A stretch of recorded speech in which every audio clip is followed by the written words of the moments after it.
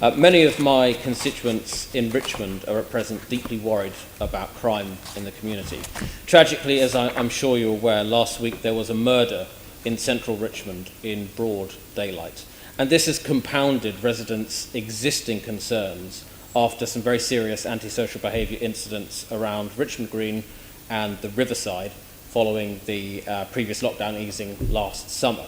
So given these, I think, entirely justifiable, entirely understandable concerns, and given the previous decision to close Richmond Police Station, will you now commit to finding an alternative permanent town centre base for the local Richmond Safer Neighbourhood Teams? Firstly, can I congratulate you on your election. I'm sure your predecessor has lots of advice for you, built up over many, many decades about doing the job that you are now doing.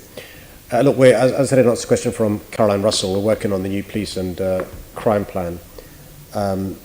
Just to give you an idea of the scale of the challenge that we faced over the last 5 years, we've lost from the Met Police Service budget already £850 million over the last 10 years. And so the choice often boils down to police officers or buildings and paying the rent and costs of a building. And so we're keen to make sure we can have as many frontline officers as we can, whilst recognising that actually the police need to have a presence in their respective communities. Sometimes these presences doesn't need to be a public-facing station where people can go and report crime, because most Londoners now report crime other ways rather than in person.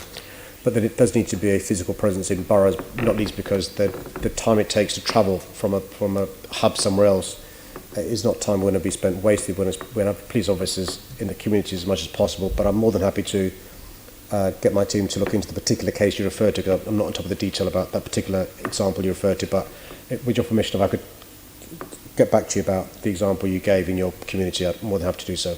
Thank you, I'd appreciate that. And also, will you commit to meeting local councillors and residents so they can share their concerns with you? Chair, during the course of Mayor's Question Time, I suspect my Diary Secretary had a heart attack in relation to the number of meetings I've committed to.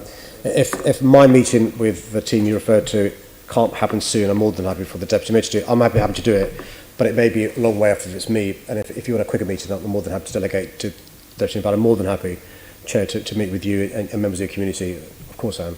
Thank you very much.